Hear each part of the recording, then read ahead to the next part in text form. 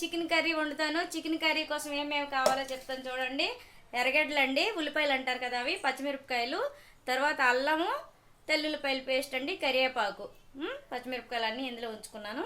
తర్వాత అనమాట పసుపు, కారం, మసాలా, ఆవాలు, ఆయిల్, సాల్ట్, మనకు కావాల్సిన పదార్థాలు ఈ చికెన్ వండుకోవడానికి మాత్రం. తర్వాత చికెన్ మసాలా నేనైతే వేస్తాను అది. తర్వాత ఇగోండి టమాటాలు, ఇవి గ్రైండ్ చేసుకొని వేసుకుంటాను. మళ్ళీ ఇంకోటి చూపిస్తాను చూడండి. ఇగోండి బంగాళదుంపలు, ఇవి బాయిల్ చేస్తాను, బాయిల్ చేసి కూర చేస్తాను.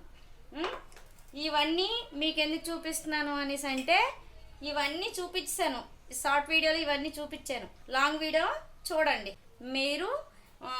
మన వంట ఎలా వస్తుంది, ఎంత బాగుంది ఏంటి అని మీరైతే లైక్ చేయండి, షేర్ చేయండి, సబ్స్క్రైబ్ చేయండి.